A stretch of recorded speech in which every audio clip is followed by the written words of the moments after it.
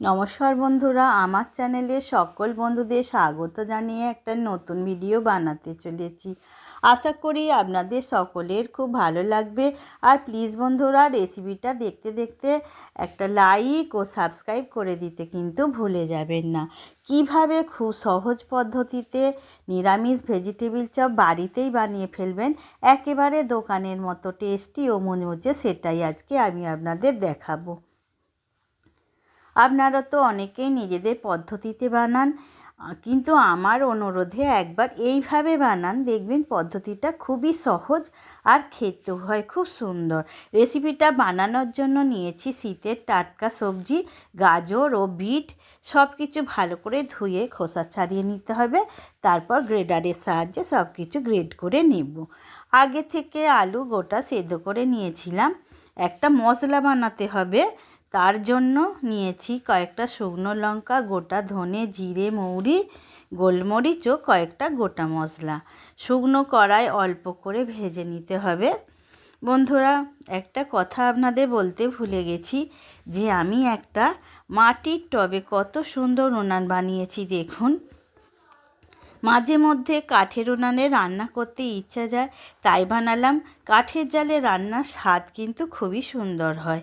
ভাজা মশলা আধগুঁড়ো করে গুঁড়িয়ে নিতে হবে।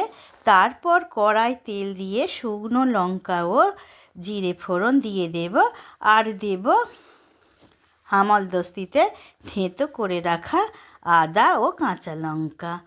তেলের ওপর দিয়ে একটু নাড়াচাড়া করে দিয়ে দিতে হবে গ্রেট করে রাখা বিট ও গাজর।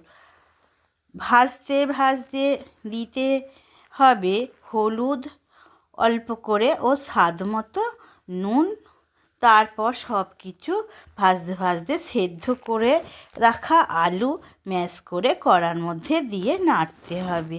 সব কিছু 3-4 মিনিট নাড়াচাড়া করে যখন শুকনো মতো হয়ে আসবে, তখন গুঁড়িয়ে রাখা মশলা ও ড্রাই রোস্ট করে রাখা কিছুটা বাদাম ও ধনেপাতা কুচানো দিয়ে ভেজিটেবিলের পুরটা বেশ শুকনো শুকনো করে নামিয়ে নিতে হবে।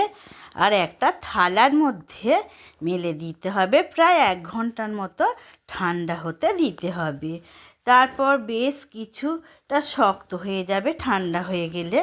তখন হাতের তেলের অল্প তেল মেখে নিয়ে নিজেদের ইচ্ছা মতো শেপ দিয়ে দিতে হবে। সব কটা বানিয়ে নেব। আর একটু করে শুকনো ময়দা মাখিয়ে রেখে দিতে হবে। আর একটা বাটিতে কর্নফ্লাওয়ার পাতলা করে গুলে রাখবো লবণ ও গোলমরিচ গুঁড়ো দিয়ে। কড়াই তেল গরম হয়ে গেলে একটা করে চপ নেব আর কর্নফ্লাওয়ারে ডুবিয়ে ব্রেড গামে মাখিয়ে নিয়ে তেলে আস্তে আস্তে ছেড়ে দেব। চপগুলো ব্রেড গামে দুবার কোট করলে মুচমুচেটা বেশি হবে।